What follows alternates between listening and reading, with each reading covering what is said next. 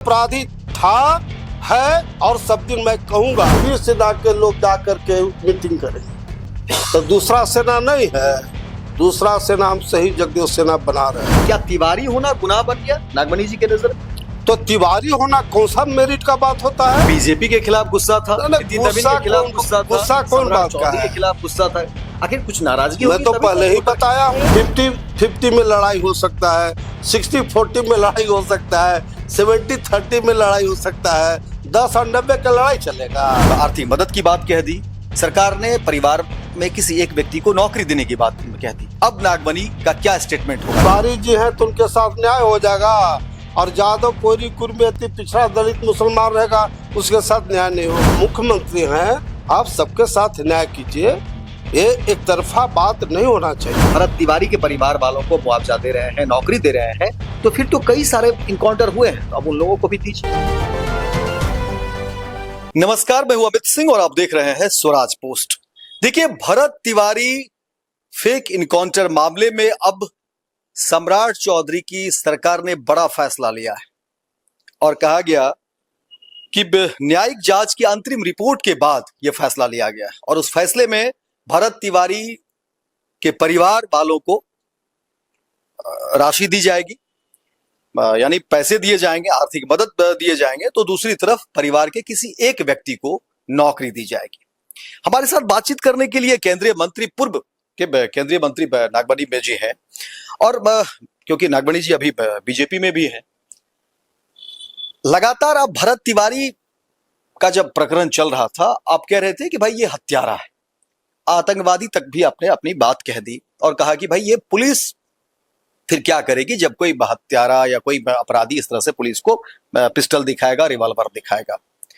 अब जब सरकार एक तरीके से बैकफुट पर भी है, सरकार ने आर्थिक मदद की बात कह दी, सरकार ने परिवार में किसी एक व्यक्ति को नौकरी देने की बात कह दी। अब नागमणि का क्या स्टेटमेंट होगा? क्या वही जो बात आप कह रहे थे उसी पर कायम रहेंगे, या फिर अब सम्राट चौधरी जो बात कह रहे हैं उस पर आएंगे? देखिए, ये तो बिहार और देश की जनता तय करेगी कि जो भरत तिवारी अनलाइसेंसी रिवॉल्वर लेकर के और कभी थाना प्रभारी को धमका रहा है, कभी पुलिस को धमका रहा है, कभी गोली चला रहा है, अगर उसको कोई भगत सिंह का उपाधि देगा, आई डोंट टॉलरेट, मैं इसको कभी बर्दाश्त नहीं करूंगा और देश और बिहार की जनता इसको कोई पसंद नहीं करेगा। क्या न्यायिक जांच पर भरोसा नहीं आपको? नहीं, अभी तो अंतरिम रिपोर्ट आया है, पूरा रिपोर्ट जब आएगा तब इस पर हम विशेष रूप से बात करेंगे। अलग बात है कि बिहार के मुख्यमंत्री सम्राट चौधरी जी ने अंतरिम रिपोर्ट पर उन्होंने फैसला लिया, उनके परिवार को आर्थिक सहायता और एक लोग को नौकरी देने की बात की, तो उससे मेरा इनकार नहीं है, क्योंकि मुख्यमंत्री को जो रिपोर्ट है, हम तो पढ़े नहीं रिपोर्ट, लेकिन साथ ही ट्वीट तो कर दिया ना, सम्राट चौधरी के ट्विटर हैंडल से ये ट्वीट किया गया है हाँ, कि न्यायिक जांच के अंतरिम रिपोर्ट के बाद ये फैसला लिया गया है। नहीं वो ठीक है, वो तो मुख्यमंत्री ने जाने, मुख्यमंत्री को रिपोर्ट है, प्रकाशित तो नहीं हुआ है। सार्वजनिक तौर पर जब रिपोर्ट प्रकाशित होगा तब एक्चुअल पिक्चर सामने आवेगा। अलग बात है कि माननीय मुख्यमंत्री जी ने अगर अगर अंतरिम रिपोर्ट के आधार पर उनको आर्थिक सहायता दिए हैं और एक व्यक्ति को नौकरी देने की बात किए हैं, तो मैं इसका बिल्कुल स्वागत करता हूं। लेकिन साथ ही साथ बिहार में हम समझते हैं कि दर्जनों जगह लोग मारे गए। अरवल में अनिल कुशवाहा ताड़ी पी करके आ रहा था और 5-6 लोगों को पकड़ करके और एक्साइज डिपार्टमेंट के लोगों ने मारपीट किया, हाजत में मर गया, लेकिन आज तक उसको कोई देखभाल करने वाला नहीं है। तो सरकार को ये सब चीज देखना चाहिए। उसी तरह से ये जो दिनारा वाला जो कांड हुआ है, मजदूरी मांगने गया और उसको सीधे गोली से उड़ा दिया गया। और अब हंगामा किया जा रहा है। अब कुछ लोग आगजनी घर में किए हैं तो उसको भी मैं गलत मानता तो हूँ। भरत तिवारी तो अब अपराधी नहीं रहे ना। नहीं, बिल्कुल अपराधी था, है और सब दिन मैं कहूंगा। कोई हमको साबित करे, जज साहब हमको साबित करे कि जो अनलाइसेंस रिवॉल्वर लेकर के और जो पुलिस पर गोली चला रहा है वो कोई शरीफ आदमी होगा। हमको जज साहब बतावे। मतलब नागमणि अभी भी भरत तिवारी को अपराधी मान रहे हैं। अरे इसमें कहाँ कोई शक है भाई। हम आप ही से जानना चाहते हैं कि जो अनलाइसेंस रिवॉल्वर लेकर के और थाना प्रभारी को टान रहा है, उन्हें पुलिस पर गोली चला रहा है, छत से गोली चला रहा है, उसको क्या कहा जाएगा? भगत सिंह कहा जाएगा? मैं बिल्कुल डंके के चोट पर कह रहा हूँ कि वो क्रिमिनल था, क्रिमिनल के श्रेणी में वो मारा जाएगा। तब तो विरोधाभास हो जाएगा ना। एक तरफ आप तो बीजेपी में भी है ना। आप बीजेपी में है तो क्या हो गया भाई? बीजेपी में है मुख्यमंत्री के खिलाफ तो करिएगा। नहीं, मुख्यमंत्री के खिलाफ कहाँ बोल रहे हैं? मुख्यमंत्री के खिलाफ कहाँ बात करें? अगर उन्होंने वो राशि दे रहे हैं परिवार वालों को, सहायता राशि दे रहे हैं, भैया नौकरी दे रहे हैं। ना, अगर वो रिपोर्ट आता भरत है, तिवारी की मां के साथ फोटो खिंचा रहे हैं कि न्याय मिलेगा, और उसके बाद देखिए लगातार किस तरह से कार्रवाई पर कार्रवाई हो रही है। वो मुख्यमंत्री हैं और अंतरिम रिपोर्ट में क्या आया है वो मुख्यमंत्री जी पढ़े हैं, सार्वजनिक तो नहीं हुआ है। इसलिए अगर भरत तिवारी को जज साहब कहेंगे कि ये शहीद भगत सिंह है, तब मैं मान लूंगा। जज साहब बतावे तो कि वो शहीद भगत सिंह था, वो क्रिमिनल था। क्रिमिनल हम लोग बोल रहे हैं, सब दिन बोलेंगे। कोई भी बिहार और हिंदुस्तान का आदमी हमको बता दे कि मैं कहाँ गलत हूँ।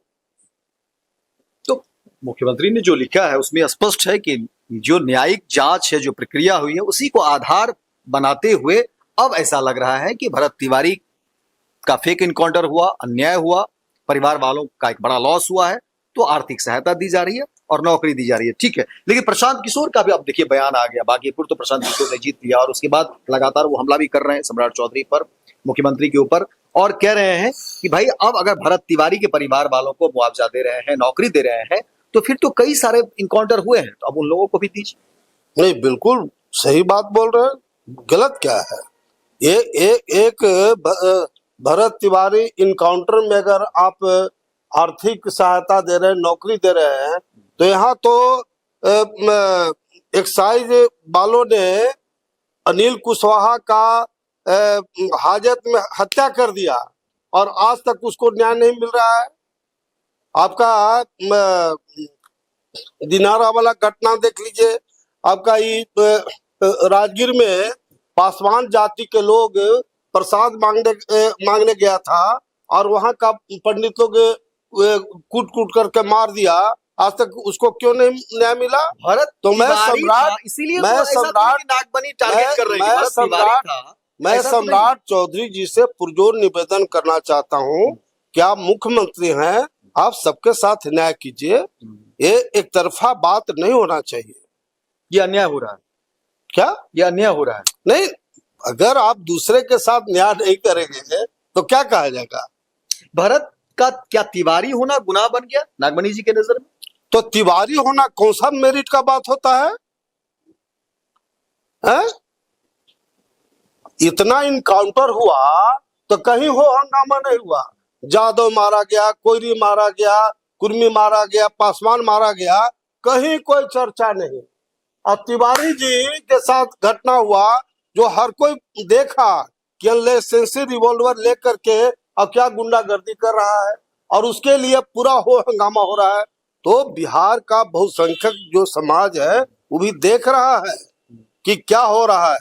तो क्या करिएगा जब इसी तरह का हो रहा है? मान के चलिए आपको लग रहा है कि नहीं, ये राजनीति हो रही है, जाति की राजनीति हो रही है, तो क्या करेंगे फिर नागमणि? नहीं, हम तो ऑलरेडी ये तमाम जो चीजें हैं उसको देखते हुए हमारे पिता अमर शहीद जगदेव प्रसाद जिनको भारत का लेनिन कहा गया, उनके नाम पर शहीद जगदेव सेना का गठन 23 अगस्त को 11 बजे से मीटिंग रखे हैं। पूरे देश के पैमाने पर जो बिहार, झारखंड, यूपी, राजस्थान, हरियाणा, गुजरात, दिल्ली के तमाम लोग आ रहे हैं। उसमें सभी जाति संप्रदाय के लोग रहेंगे, इस बात को रखिए। लेकिन अत्यधिक लोग जो आदिवासी हैं, दलित हैं, पिछड़ा है, मुसलमान है, ऊंची जात के जो गरीब लोग हैं, जिनको पढ़ाई लिखाई की कमी है, दवा दारू की कमी है, वैसे लोग को भी हम शहीद जगदेव सेना में रखेंगे। और जो अत्याचार, अन्याय, शोषण जो होगा, उसके खिलाफ शहीद जगदेव सेना पूरी तरह से मोर्चाबंदी करेगा बिहार और देश में। एक मैसेज तो दे दीजिए ना सम्राट चौधरी के, मैसेज दीजिए कि भाई मुख्यमंत्री जी तो गलत हो रहा है भरत क्या? तिवारी को लेकर के। अगर आप नहीं, दे रहे हैं, मुख्यमंत्री को गलत कैसे हम बोलेंगे भाई? सलाह तो दे ही सकते हैं जब आप यहाँ से हैं। नहीं। अब देखिए, वो मुख्यमंत्री हैं और उनको सबके इंटरेस्ट को देखना है। जो अंतरिम रिपोर्ट आया है वो तो मुख्यमंत्री जी पढ़े हैं और उस पर उन्होंने निर्णय लिया है, फैसला लिया है।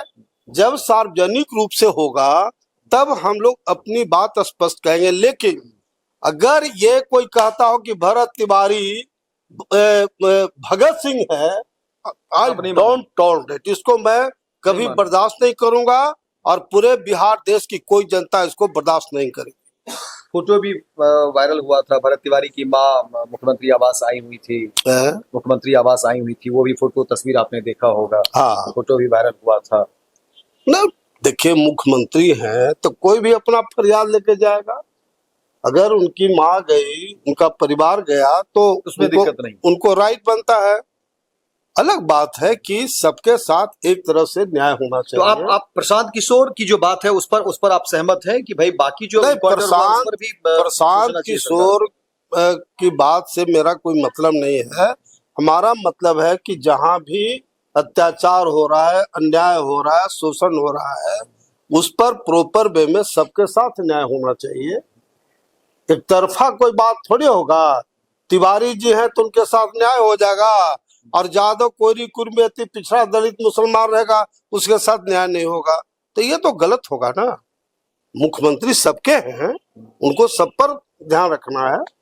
चंद्रेश्वर चौधरी की हत्या हो जाती है दिनारा में, क्या नागमणि जी वहां गए या जाएंगे, क्या करेंगे? जाने की क्या जरूरत है, सब सर्वविदित है। इसीलिए मैं शहीद जगदेव सेना का गठन कर रहा हूँ और काफी स्ट्रॉन्ग ऑर्गेनाइजेशन मेरा रहेगा। और जहां अत्याचार, अन्याय, शोषण, गुंडागर्दी होगा, उसको ईंट का जवाब पत्थर से देने में हम लोग सक्षम होंगे। उस तरह का शहीद जगदेव सेना हम बना रहे हैं। लेकिन दूसरी तरफ अजीत तिवारी के घर को आग भी लगा दिया गया, उसको किस नजरिए से देखिए, ऐसा है कि इंदिरा गांधी देश की प्रधानमंत्री थी और मात्र 2 सिख ने उसकी हत्या की थी, लेकिन पूरे देश के पैमाने पर हजारों सिख की हत्या किया गया और अरबों अरब प्रॉपर्टी लूट लिया गया। वो सही था? वो सही तो नहीं था। उसी तरह से अगर वो मजदूरी मांगने गया और उसको सीधे गोली मारा गया तो रिएक्शन तो स्वाभाविक है। अब कौन लोग उपद्रव किया, कौन लूटा पाटा, वो तो जांच का विषय होगा। मैं उसको अच्छा नहीं मानता हूँ, लेकिन रिएक्शन स्वाभाविक है। अगर ये कोई डिनाई करे कि रिएक्शन नहीं होगा तो हम इसको नहीं मानते। रिएक्शन स्वाभाविक रिएक्शन पहले क्या हुआ था बिहार में, लालू जी के टाइम में डोहिया कांड हुआ, तब फलना कांड हुआ, कहीं भूमिहार बड़े पैमाने पर मारे गए, कहीं दूसरे बैकवर्ड दलित के लोग मारे गए। तो ये परिपाटी गलत है भैया। अगर भरत ये चंद्रेश्वर चौधरी की गोली मार के हत्या किया गया, फैक्ट है कि इस तरह से उनके, अब कोई बता रहा है कि 16 तारीख को रणवीर सेना के लोग जाकर के मीटिंग करेंगे, तो दूसरा सेना नहीं है दूसरा सेना हम शहीद जगदेव सेना बना रहे हैं। रणवीर सिन्हा को टक्कर देने के लिए। तो टक्कर क्या लेगा? अरे सुनिए, 10 और 90 का लड़ाई चलता है। 10% और 90 की लड़ाई चलेगा। 50-50 में लड़ाई हो सकता है, 60-40 में लड़ाई हो सकता है, 70-30 में लड़ाई हो सकता है। 10 और 90 का लड़ाई चलेगा, कोई मतलब ही नहीं है। तो चुनौती दे रहे हैं। चुनौती तो नागमणि सब दिन दिया ही और देगा, उसमें कौन बड़ी चीज है। प्रशांत किशोर को लेकर के जब बांकीपुर में जीत हुई, कांग्रेस के कई नेता प्रवक्ता का बयान आया कि भाई अगर हम लोग पहले से लड़ते, प्रशांत किशोर को अगर महागठबंधन में शामिल कर लेते तो कुछ और नजारा होता। आप किस नजरिए से देखते हैं, क्योंकि एक लंबा अनुभव रहा है बिहार की राजनीति को लेकर के। देखिए, ये बांकीपुर का चुनाव में बहुत स्पष्ट मैं बोल रहा हूँ। कोई घुमा फिरा के बात करेगा, कोई छिपा छुप कर बात करता है। मैं क्लियर कट बात करता हूँ, किन्हीं को अच्छा लगे या बुरा लगे, आई डोंट केयर। जो बीजेपी का कोर वोट था, भूमिहार राजपूत ब्राह्मण, वह प्रशांत किशोर को वोट किया बीजेपी के खिलाफ। अब बोलने के लिए कहेंगे कि हम ही कोर वोटर है? और आरजेडी का जो वोट बैंक था, कोर वोटर, मुसलमान और यादव, उसका तो उद्देश्य था बीजेपी को हराना।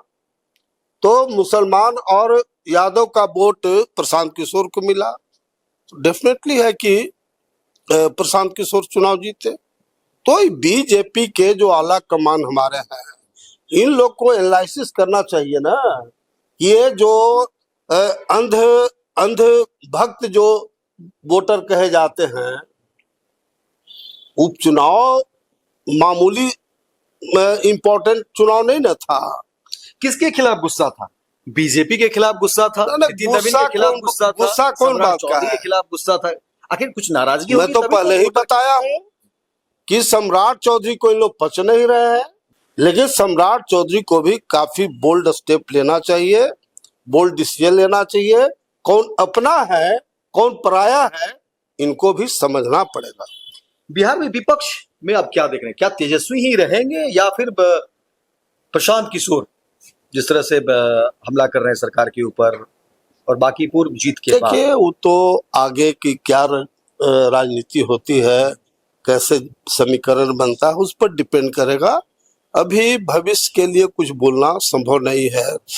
अब उधर जो छात्र लोग का जो आंदोलन इतना बड़ा हुआ था, उसका क्या रूप लेगा, हमारी पार्टी बीजेपी क्या स्ट्रेटजी बनाएगी उसको काट करने के लिए, तो ये बहुत सारे मुद्दे हैं जो आगे जो परिस्थिति होगा उस पर ही कुछ कहा जा सकता है। राजनीति को लेकर के, बिहार की राजनीति को लेकर के अब तक तो ठीक है, आपके बयान आ रहे हैं, लेकिन नागमणि जी का अपना एक कद है।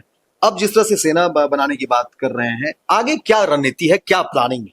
रणनीति एक है कि मेरे पिता अमर शहीद जगदेव प्रसाद ने जो सिद्धांत दिया, जो नीति दिया, वही देश में चलेगा।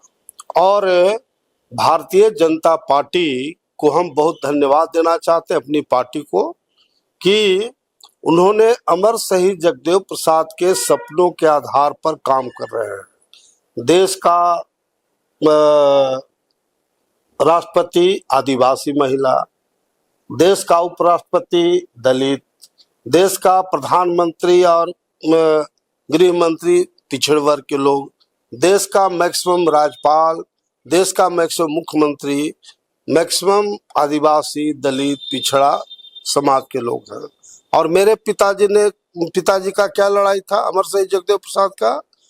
हरिजन, आदिवासी, मुसलमान, पिछड़ी जाति और ऊंची जात के जो गरीब लोग हैं उनकी लड़ाई लड़ेंगे। तो बीजेपी उनका सपनों को पूरा कर रहा है, न कि ये विपक्ष जो कांग्रेस और जो दूसरे दल है वो कर रहा है। इसलिए बीजेपी को मजबूत करना, हम तमाम जो schedule caste, schedule tribes, OBC,